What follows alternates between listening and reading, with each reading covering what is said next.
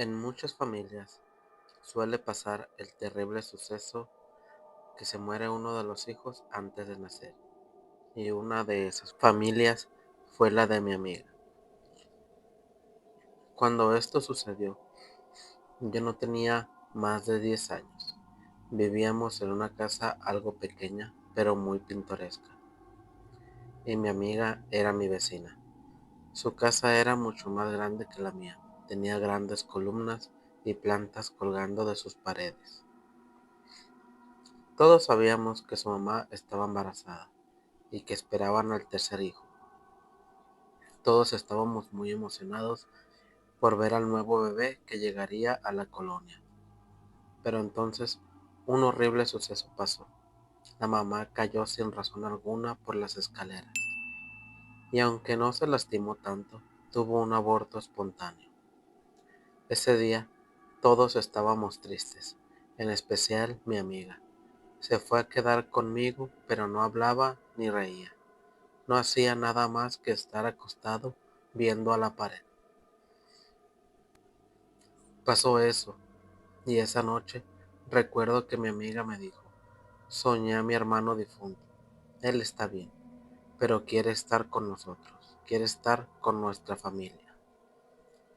Yo pensé que solo era como algo que imaginó para sentirse mejor, pero no era así.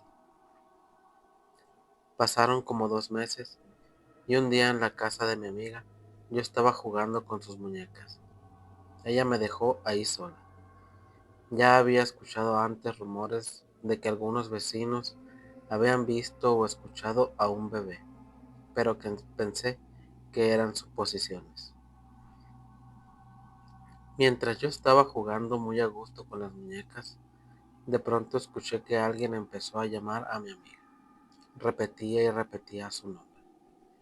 Pensé que era su hermano menor, que por esa época tendría unos 5 años, pero se escuchaba una voz de alguien más pequeño, así que salí a ver, y vi la sombra de un niño pasar. Vi una pequeña sombra moverse de una recámara a otra, y me dio mucho miedo, así que iba a ir hacia abajo para decirle a mi amiga, pero cuando volteé, ella ya estaba ahí, y pasmada me preguntó, «Tú también lo viste, ¿cierto?». Y solo asentí. Luego su mamá llegó conmigo y me platicó que no era la primera vez que pasaba algo así, que todas sus señoras del aseo que habían trabajado recientemente habían renunciado porque veían a un niño correr o se caían de las mismas escaleras sin razón alguna.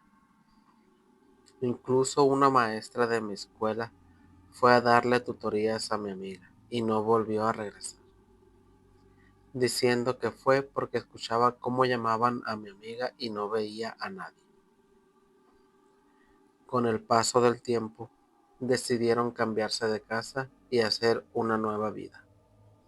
Pero este niño planeaba cosas diferentes, ya que el fantasma lo siguió a donde sea que fuera. Incluso en un momento de sus vidas, la familia de mi amiga se mudó a otro país, pero el alma de su hermano los siguió hasta allá. Siempre lo seguía. Siempre que llegaban a una nueva casa, él se manifestaba y en las noches comenzaba a lloriquear o a hablar.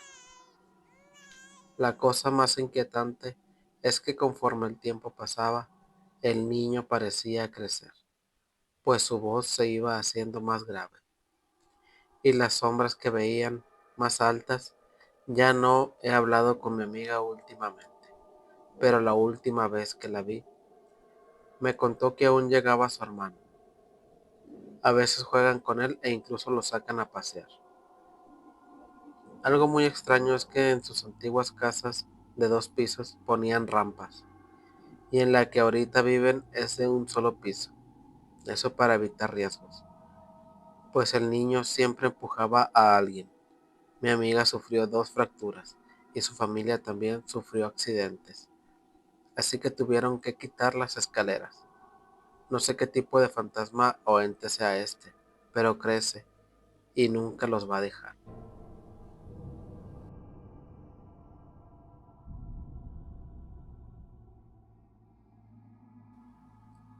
Esto ocurrió en el año 2009, en Ciudad Obregón, en una colonia llamada Las Haciendas. Mi prima y yo éramos niñas, y como muchas noches se nos antojó salir a comprar chucherías y una soda. A esa hora, ya pasada la medianoche, la única tienda era una tienda de conveniencia que en ese entonces atendía las 24 horas. Para llegar más rápido, cruzábamos un terreno baldío enorme que estaba entre nuestra casa y la tienda. Hoy en día hay una plaza comercial, pero en ese tiempo solo era un llano oscuro, silencioso y sin alumbrado. Cruzarlo nos ahorraba bastante camino, así que, sin pensarlo demasiado, entramos al baldío. Todo iba normal, hasta que algo nos hizo detenernos. A lo lejos, atravesando el llano, mi prima fue la primera en notar la silueta de un hombre demasiado alto. Calculo que medía cerca de 2 metros. Al principio pensamos que era solo alguien caminando, pero bastaron unos segundos para que el miedo nos helara por completo. Ese hombre no tocaba el suelo, flotaba. Se movía lentamente, como deslizándose por el aire, sin hacer ruido, sin mover los pies. En cuanto ella me señaló lo que veía, yo también pude observarlo con total claridad. Nos miramos sin decir palabra, porque ambas estábamos viendo exactamente lo mismo. No corrimos, no gritamos. El miedo fue tan grande que simplemente nos quedamos quietas, observando cómo esa figura cruzaba el baldío con una calma imposible, como si no perteneciera a este lugar. No supimos qué era, y sinceramente nunca quisimos saberlo. Cuando desapareció de nuestra vista, reaccionamos y regresamos a casa temblando, sin comprar nada, sin atrevernos a volver a cruzar ese terreno durante mucho tiempo. Esa noche marcó nuestra infancia para siempre. Mi prima falleció en junio de 2025. La extraño todos los días. Esta historia no solo es una anécdota de terror, es uno de los recuerdos más fuertes que compartimos juntas. Y hasta hoy, cada vez que paso por esa plaza, no puedo evitar mirar y recordar. El espectro de la carretera. Recuerdo que, alrededor de las 10 de la noche, solicité un taxi a la entrada de La Concha, un pequeño pueblo antes de llegar a Córdoba. Resulta un poco complicado hallar uno disponible en esa área, pero finalmente llegó uno. Al subir, ocupé el asiento del copiloto y le pedí al conductor que me llevara a Cuitláhuac, donde vivía. Todo transcurría con normalidad.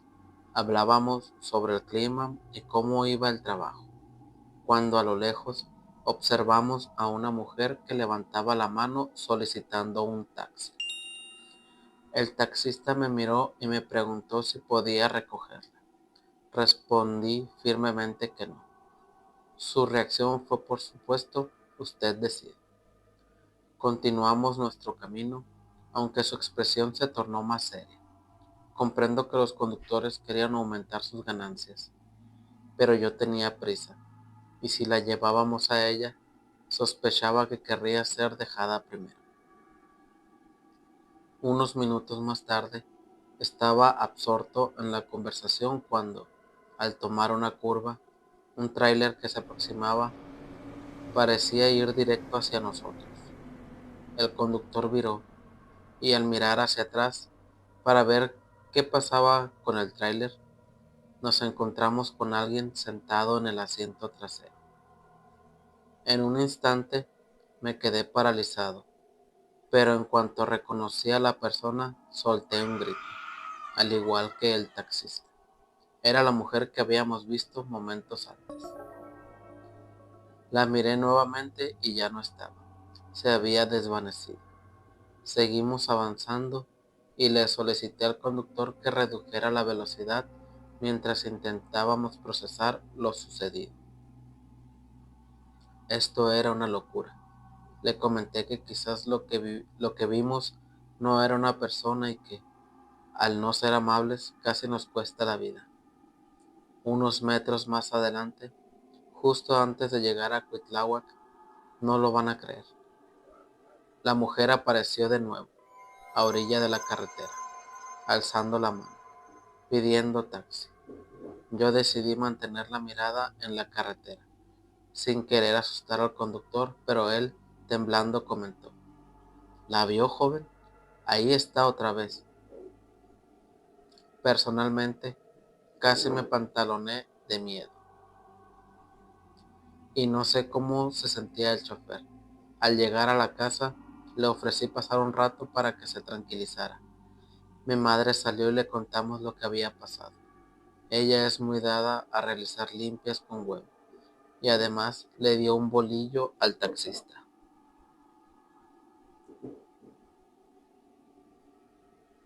Es importante mencionar que el taxista no deseaba irse por temor a encontrar de nuevo a la mujer. Era hora avanzada y la noche parecía interminable. Al día siguiente, domingo, lo encontré al salir de misa. Su coche estaba en la fila de los que iban a ser bendecidos, y la verdad, lo vi muy preocupado, lo cual era comprensible. Cualquiera en nuestra situación habría reaccionado de la misma manera o peor.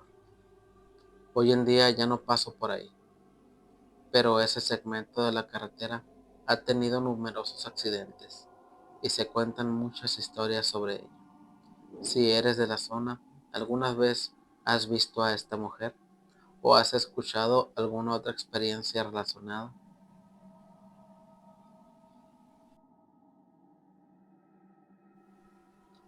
El niño gris. Hay cosas que no tienen explicación, y lo que vivimos en mi familia hace unos 3 años es una de ellas. Todo empezó un 24 de diciembre, mientras todos estábamos velando a un tío que falleció en plena Nochebuena. Mi hermana Caroline, que en ese entonces tenía como 12 años, empezó a actuar raro. Días antes, cuando fuimos al panteón, ella decía que un niño la venía siguiendo. Lo describía muy clarito: un niño de piel gris, vestido todo de blanco, con su camisita y su short.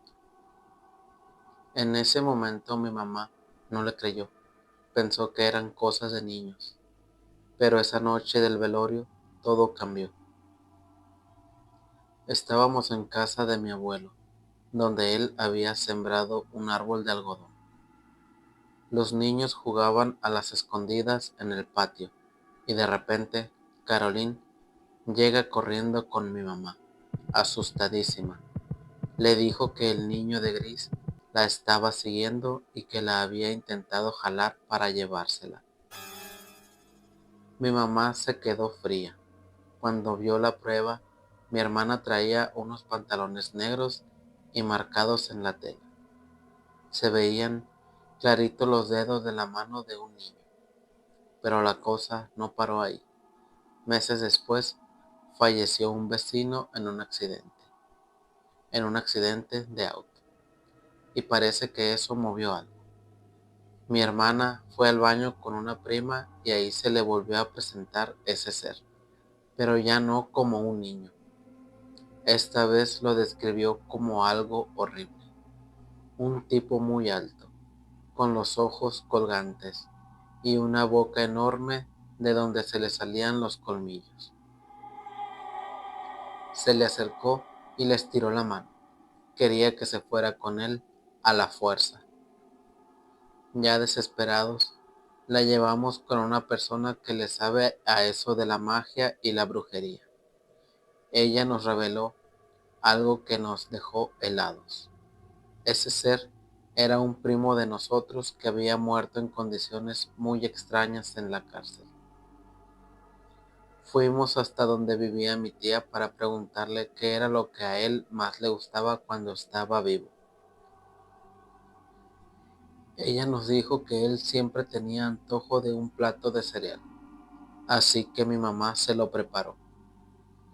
Cuando puso el plato, mi mamá le habló con mucha fuerza. Mira, deja en paz a mi niña. Yo te ayudé mucho a ti y a tu mamá cuando vivías. Ya déjala. A la mañana siguiente, cuando fuimos a ver, el plato estaba totalmente seco. No quedaba ni una gota de leche ni nada. Desde ese día, parece que por fin encontró la paz que buscaba y dejó de seguir a mi hermana. Adjuntamos evidencia.